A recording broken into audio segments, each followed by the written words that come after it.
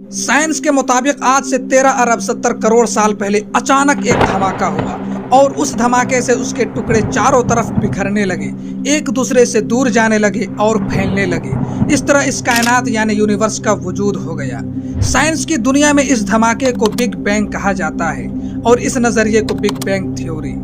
दिलचस्प बात यह है कि कुरान में भी इसका जिक्र 1400 साल पहले कर दिया गया था, हालांकि उस वक्त मॉडर्न साइंस नाम की कोई चीज भी नहीं थी। आइए डिटेल में समझते हैं क्या है बिग बैंग, क्या कहती है बिग बैंग थ्योरी और कुरान में इसका जिक्र कैसे किया गया है। आखिर साइंस और कुरान के बीच रिश्ता क्या है।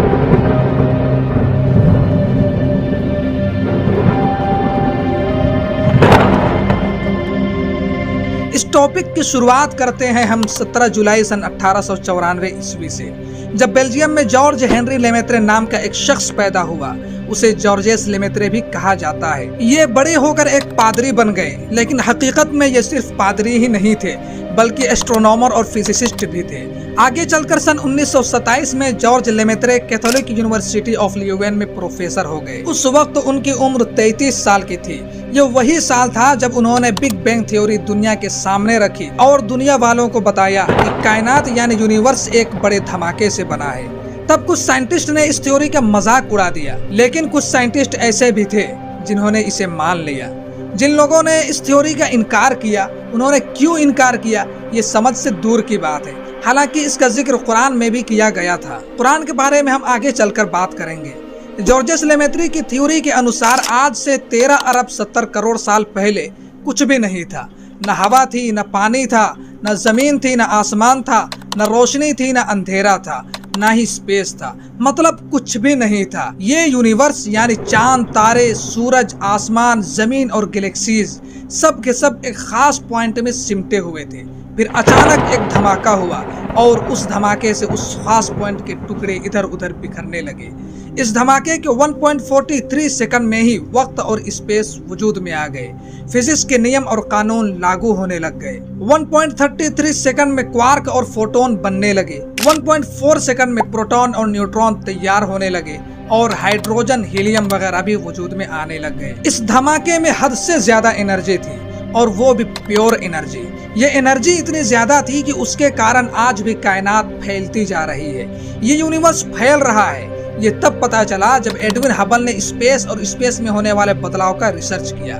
जब उसने रिसर्च किया तो पता चला कि इस धमाके से जो टुकड़े इधर उधर बिखर गए थे वो किसी खास जगह पर ठहरे हुए नहीं हैं, बल्कि वो घूम रहे हैं, चक्कर लगा रहे हैं और फैल भी रहे हैं। इस रिसर्च ने साफ कर दिया कि जॉर्ज लेमेत्रे अपनी थ्योरी पर सही थे। अब आपके दिमाग में ये सवाल भी उठने लगा होगा कि अगर साइंस यूनिवर्स के बारे में ये कहता है तो फिर कुरान क्या कहता है। कुरान में बिग बैंग का जिक्र 7वीं सदी में ही कर दिया गया था। हालांकि जॉर्ज लेमेत्रे ने बिग बैंग थ्योरी को 1927 ईस्वी में दुनिया के सामने पेश किया, कुरान के लगभग 1300 साल बाद।